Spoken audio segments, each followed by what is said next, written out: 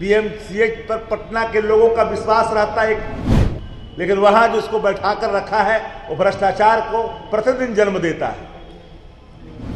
जिन पर गंभीर गंभीर आरोप है वो डीके टैक्स से नजदीक जाकर करके जो बेनिफिशियरी है सरकार में भ्रष्टाचार के ब्लॉक हो, थाना हो, अंचल हो, वहां के भ्रष्टाचार का जो बेनिफिशियरी है डीके।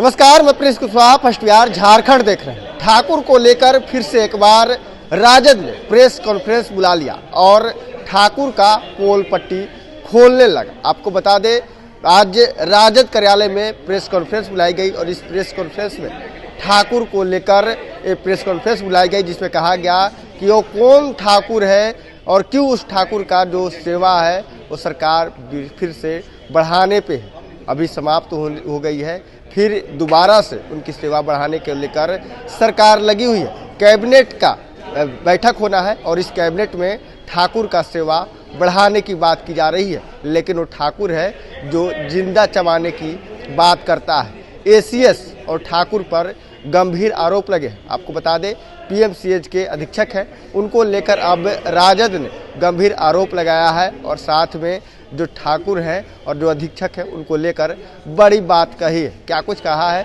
राजद ने, पहले आप उनके बयानों को। बिहार के अंदर में अधीक्षक के योग्य अन्य अधिकारी हैं कि नहीं है।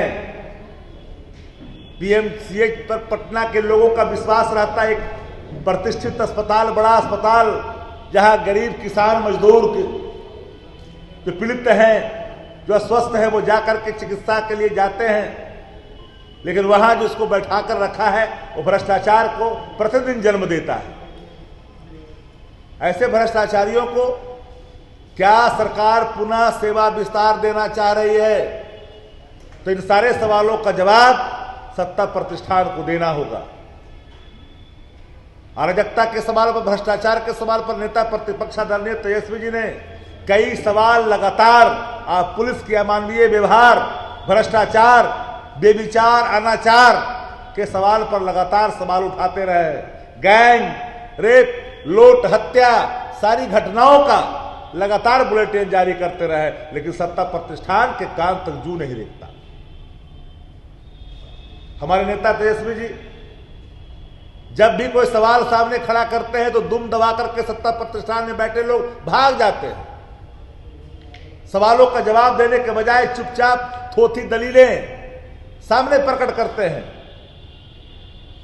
लेकिन उनके पास कोई तार्किक वक्तव्य नहीं होता है।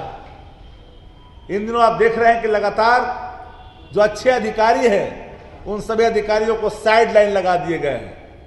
जिन पर गंभीर गंभीर आरोप है वो डीके टैक्स से नजदीक जाकर करके जो बेनिफिशियरी है सरकार में भ्रष्टाचार के ब्लॉक हो, थाना हो, अंचल हो, वहां के भ्रष्टाचार का जो बेनिफिशियरी है डीके,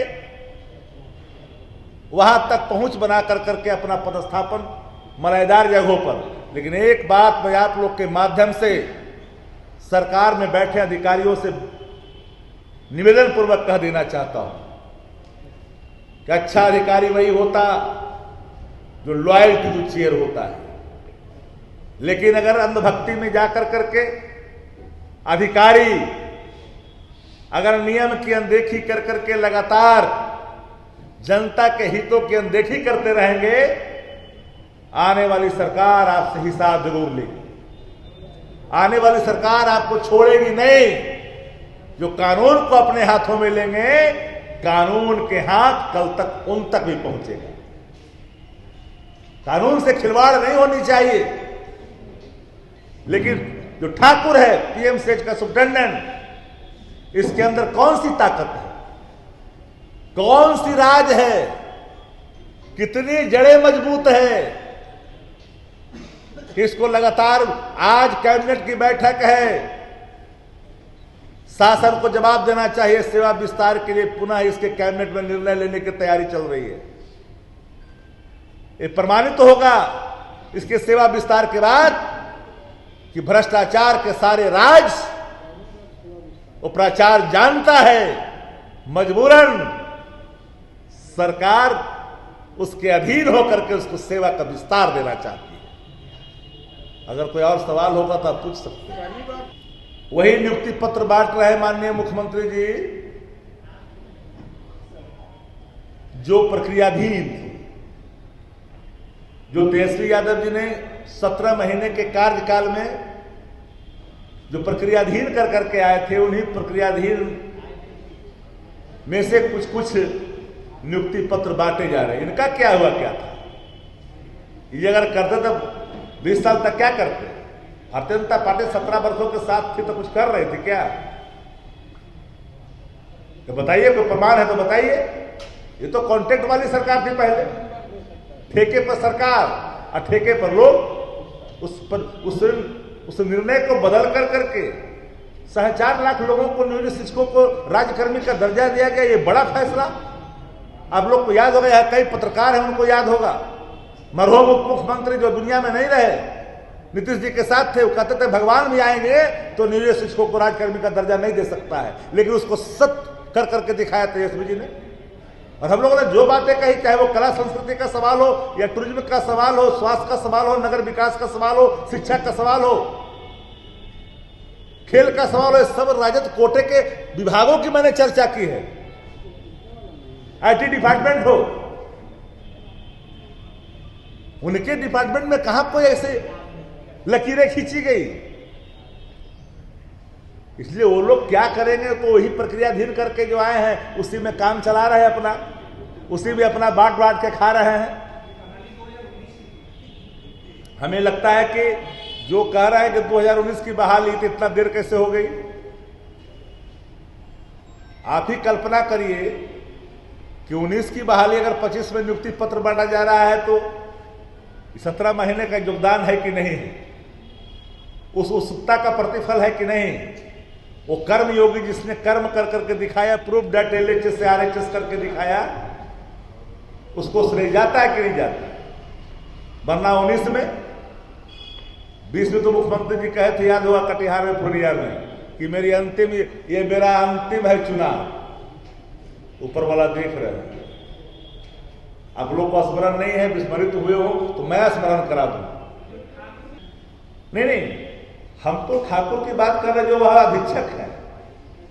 हम उस ठाकुर की बात कर रहे हैं जिनके अंदर वो भ्रष्टाचार का होने आरोप लगने के बावजूद भी जो अकड़पन है।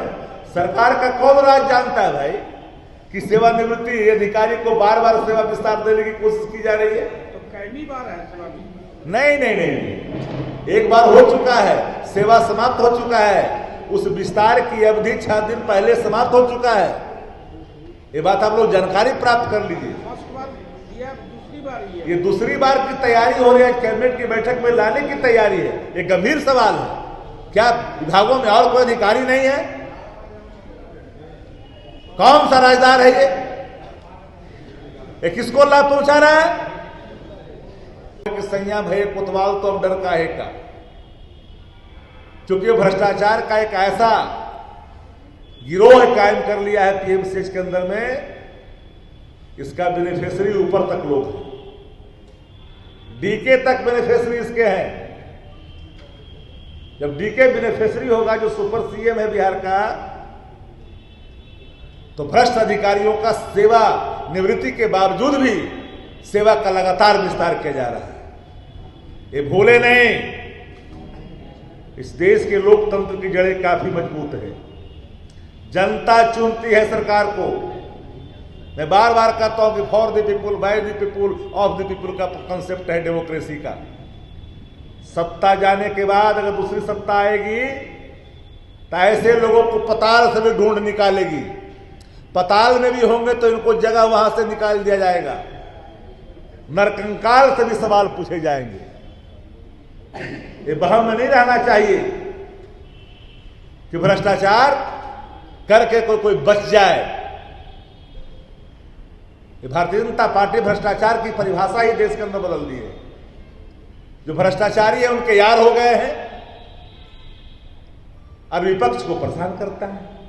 विदाउट एविडेंस एक्शन के लिए जानी जाती है भारतीय जनता पार्टी, क्योंकि विपक्ष पर वो एक्शन करती है। आज सुप्रीम कोर्ट ने राज्य सरकार को नोटिस जारी किया है बीपीएससी के सवाल पर।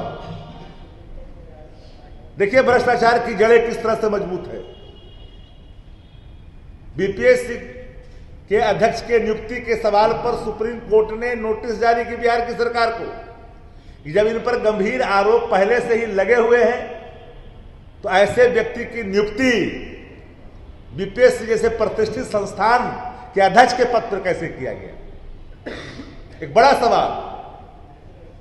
लेकिन इनके वहां पदस्थापन होने के बाद लगातार विवादों के घेरे में बीपीएससी रहा। आज भी अभ्यर्थी के सवाल पर उच्च न्यायालय में सुनवाई होना था, नहीं बैठने के कारण टल गया कल के लिए। टकटकी निगाह इन भ्रष्टाचारियों के खिलाफ हर वो इंसाफ के लिए बैठा व्यक्ति इंतजार कर रहा है कि इसके खिलाफ कोई न्यायिक निर्णय आएगा, जरूर आएगा, अभ्यर्थी के हित में आएगा। लेकिन मैं इसलिए बिंदुवार चीजों को आपके सामने रख रहा हूं कि कई ऐसे आरोप जो भ्रष्टाचार के हैं वो सिर्फ लगे ही नहीं हैं, उसमें कई कंपनियां जो विवादित ठेकेदार जो लाइट फॉलकॉन प्राइवेट लिमिटेड है, नियम के विरुद्ध विवादित ठेकेदार light Falcon private limited Patna को इनको दिया गया है, काम करने का मौका दिया, लूटने की नियत से, घोटाले की नियत से। और इस संदर्भ में पत्राचार करने के बावजूद भी आपको विवादित ठेकेदार के प्रश्नगत प्रमाण पत्र दिनांक 15 सितंबर 2023 में बढ़ा कर बड़े भ्रष्टाचार के तहत शासन 40-50 करोड़ का मामला है, ठेका दिलाने का, सारे नियमों को शिथिल करते हुए। इसलिए पूरे पीएमसीएच में जो अराजकता की स्थिति है,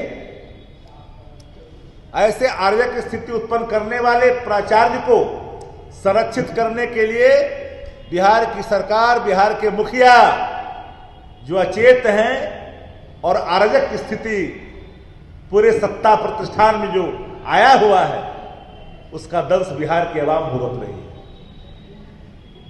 हम जानना चाहते हैं, सरकार से जवाब जानना चाहते हैं। तो आपने सुना साफ तौर पे राजद कहते हुए नजर आ रही है कि देखिए जो डीके टैक्स है इसको लेकर तमाम जो अधिकारी हैं जो दे रहे हैं वही इस सरकार में अच्छे अच्छे अधिकारी को साइडलाइन कर दिया गया है और तमाम तरह की बातें कर रहे हैं कि किस तरह से पीएमसीएच में भ्रष्टाचार हो रहा है और लगातार जो एक ही व्यक्ति है जो उस पद पे, अधीक्षक के पद पे बना हुआ है। बनास को इतना ही, पिछले तमाम खबर बन रहे हैं। फर्स्ट बिहार झारखंड देख रहे हैं।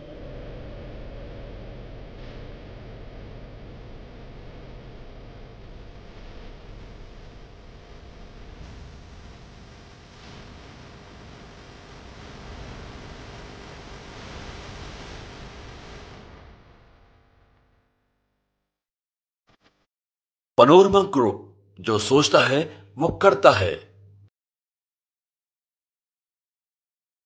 ये लो मुंह मीठा करो, आज मैंने अपना जॉब छोड़ दिया, अब हम पूर्णिया वापस जाएंगे।